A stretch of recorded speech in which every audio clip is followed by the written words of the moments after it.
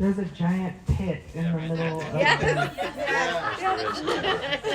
and I'm a deeply clumsy person. So. Hi, I'm Iris. Thank you guys. This is the part where I tell you I'm a recovering addict of new age bullshit. I used to be really into astrology when I was a kid, but now I'm not anymore. But if people talk about astrology, I jones, you know? Like a heroin addict that's been sober for like 30 years, but they just like a good drug story, you know? Like if I'm walking down a dark alley and somebody's like, hey, what's your sign? I'm like, I shouldn't engage you. But I'm a Leo. And they're like, well, you don't seem that much like a Leo.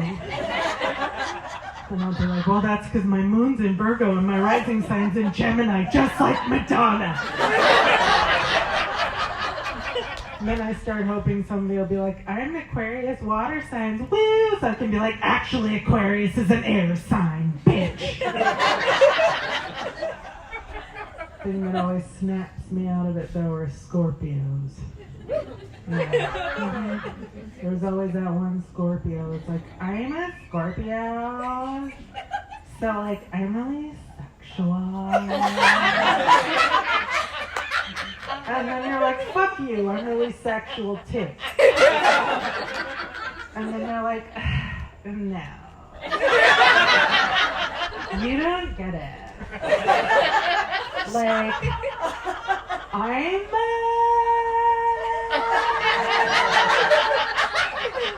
really sexual. And then I start saying weird competitive shit. Well, I just came 3 times arguing with you about it.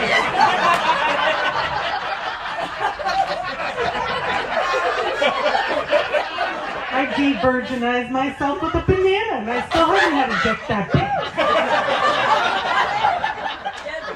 big. And they're just like, no. Me. But like everybody's sexual, okay? Like the most boring person here is like, I bet I'd be really good at porn. The shyest person in the room's like, you don't know the beast. You don't know the beast. It's waiting to get out. It's like a kitten watching a bird just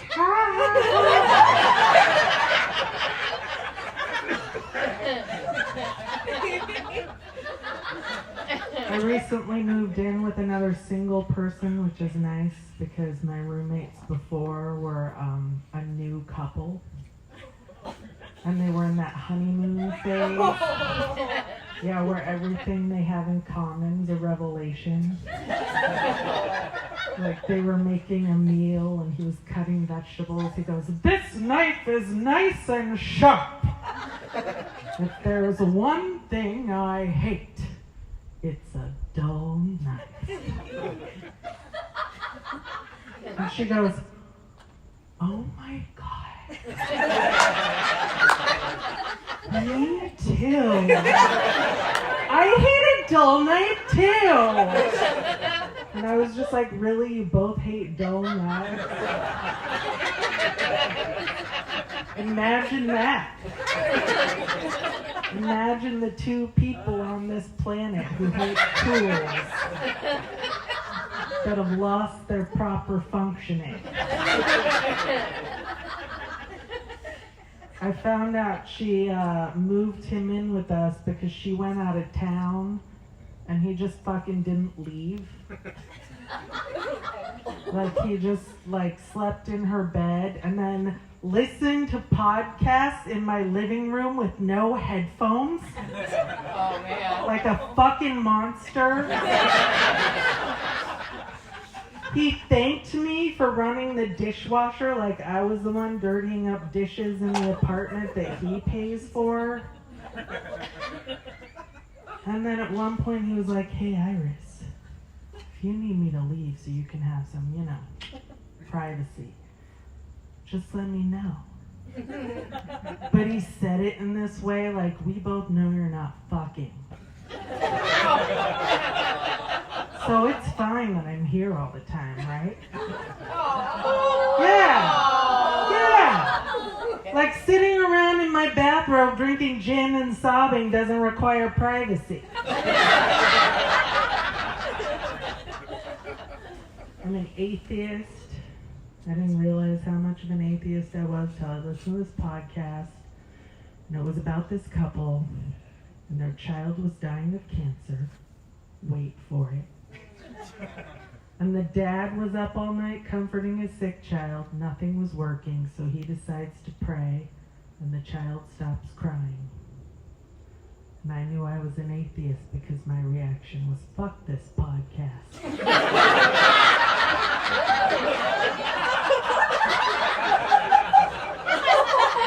This better not be about the power of prayer.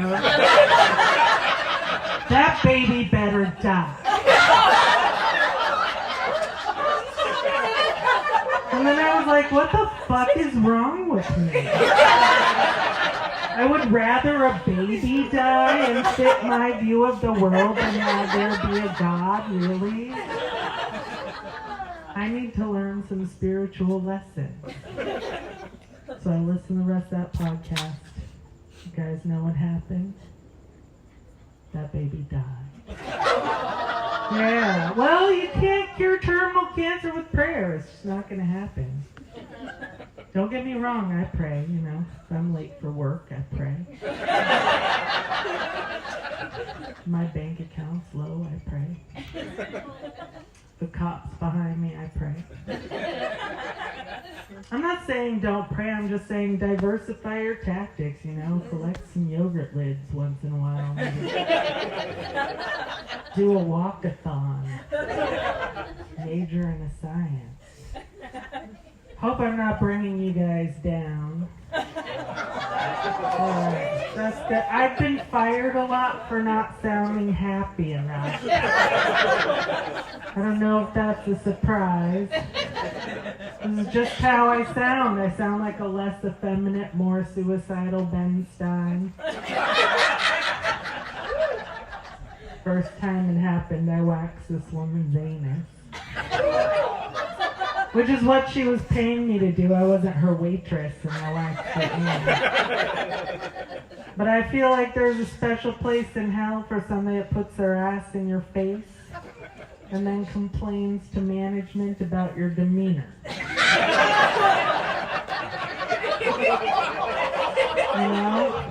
Be one thing if I burned it and sealed it shut. But she left with a beautiful pink hairless anus. She was just a bitch. And then I sold cheese at farmers markets. And I guess the guy that worked the booth before me was like this rock star cheese salesman. This little girl came up to me and she was like, you know why Chris was so good at his job? Because he acted really happy all the time. So I took it upon myself to tell this little bitch about life. I was like, well, some of us are Tiggers and some of us are Eeyores, okay?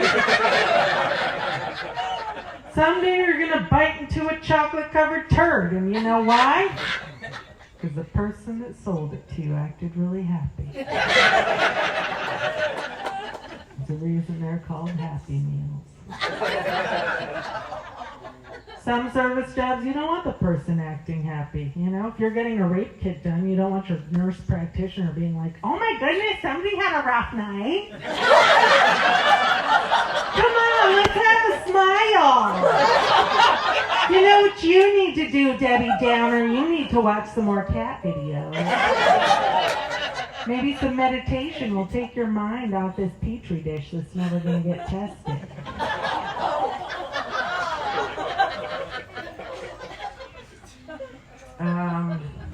Like most comics, I went back home and lived with my parents for a little bit. And my mom, she used to get these like old lady catalogs that had like old timey candies and like orthopedic shoes and ass cushions and stuff. And there was an intimate care section for the older woman that still has needs. And it was a little different from like my sex toy catalog. Because in my catalog, everything looks like a beautiful object of art. You know, like it could be a sconce or you could be shoving it inside yourself.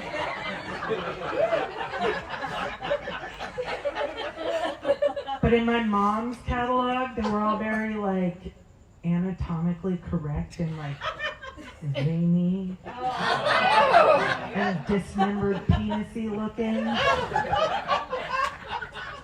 And I just wonder what the market research was that went into that. You know, like, is there a group of old ladies going, in my day a dildo looked like a dick, god damn it.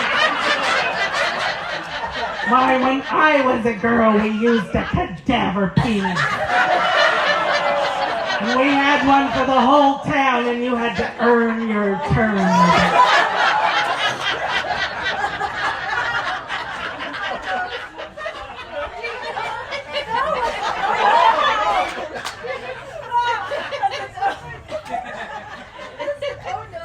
My dad's a nudist, so yeah, we didn't have people over that much. He was fine having people over. He'd be like, we'd love to have you for the holidays, and I'd be naked the whole time. And people don't really understand what that means. Like, they're like, so that means that we're gonna walk by you in the hallway at 2 a.m. on the way to the bathroom in your underwear, getting a block of cheese that you will then eat like a piece of pie? No, that's not what that means. That means that you're going to be making eye contact with his giblets while he carves Thanksgiving turkey. He's going to put his foot up on something and stroke his fat, hairy belly while lecturing you about the World War II documentary that he made everybody watch. When it comes time to open presents, he's going to do one of these. He's going to do the bend and the snap. He doesn't have any hair on his head, so he just snaps his back hair. A guy decided he didn't want to date me based on the messiness of my car, because he thought it meant my pussy smelled. Yeah, he has a saying, dirty car, dirty pussy. Is that an aphorism that anybody's heard before? Nobody's grandfather was like, beware the woman with the messy horseless carriage.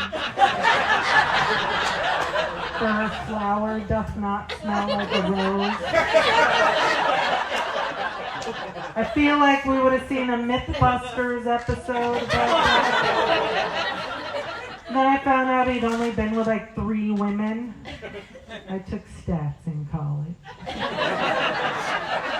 3 ain't no kind of sample size. With like 30 smelly pussy cards out of women to test that big. You need to do it over a period of time because we smell different from week to week. We smell different times of day. A freshly showered 9 a.m. pussy smells different from a lunchtime jog pussy. Which in turn smells different from a 5 o'clock drive time pussy. You need some placebo pussy, you know? You need to toss an onion in there, some devil dance, some black jelly beans. I know vaginas are dark, mysterious places, I get that, but they're a whole lot easier to clean than a car. Alright, thank you, have a good night.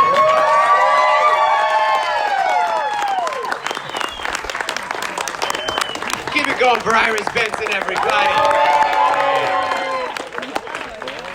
Guys, next comic. Yeah. You're going to love him. He is regular in San Francisco. Oh, thank you.